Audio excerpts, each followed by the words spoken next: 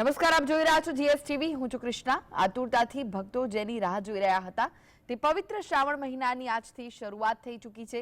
હિન્દુ ધર્મમાં શ્રાવણ માસનું વિશેષ મહત્વ છે. ચાતુર્માસની શરૂઆત સાથે જ શ્રાવણ માસ પણ શરૂ થઈ જાય છે અને ભગવાન શિવ અને માતા પાર્વતીની પૂજા કરવાથી વિશેષ ફળની પ્રાપ્તિ થાય છે. 72 વર્ષ બાદ આ શ્રાવણમાં દુર્લભ સંયોગ બન્યો છે.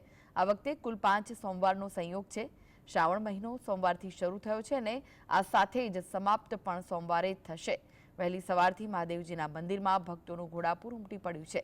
આ મહિનામાં રાજયોગ છે, કુમાર યોગ છે, દુગ્ધ યોગ છે, અમૃત સિદ્ધિ યોગ છે, વ્રજ મુસલ યોગ છે, સ્થિર યોગ છે, રવિ યોગ છે જેવા 9 જેટલા યોગ રચાવાના છે. શિવપુરાણ અનુસાર શ્રાવણ મહિનો ભગવાન શિવનો સૌથી પ્રિય મહિનો છે. આ મહિનામાં યોગ્ય રીતે ભોલેનાથની પૂજા કરવાથી તમામ મુશ્કેલીઓ દૂર થાય છે અને સુખ સમૃદ્ધિની પ્રાપ્તિ થાય છે.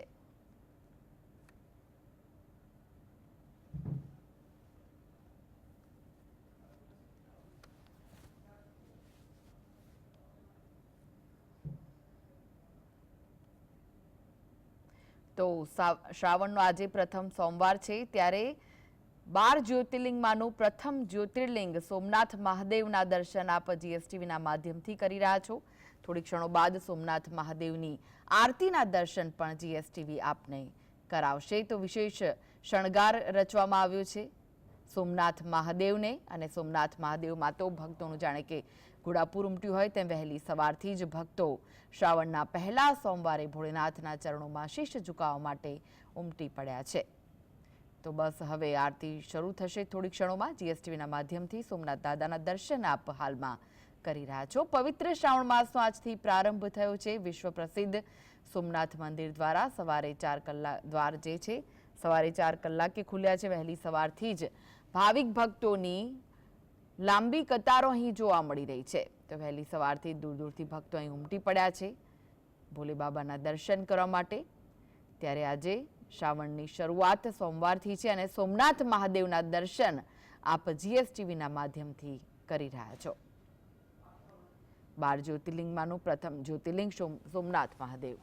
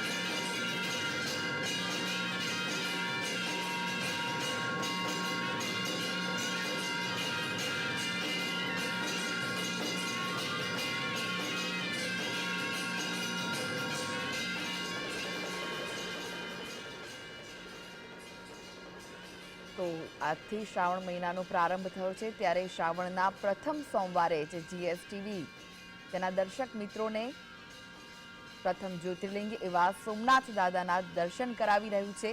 આપ જીએસટીવીની સ્ક્રીન પર સોમનાથ દાદાના દર્શન કરી રહ્યા છો, લાઈવ આરતીના દર્શન કરી રહ્યા છો।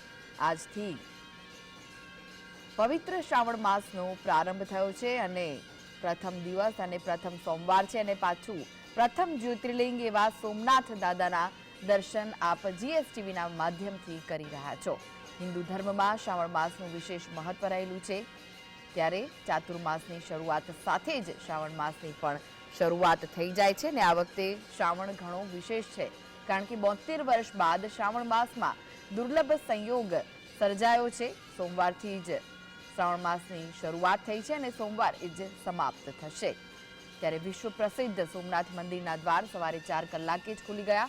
વહેલી સવારથી જ ભાવિક ભક્તોની મોટી કતારો અહીં જોવા મળી રહી છે। તો આ શ્રાવણ માસમાં 9 જેટલા યોગ રચાશે। ભોલેનાથની પૂજા કરવાથી તમામ મુશ્કેલીઓ દૂર થાય છે, ત્યારે ભોળે બાબાની પૂજા અર્ચના કરવાનો પવિત્ર શ્રાવણ માસની આજથી શરૂઆત થઈ છે।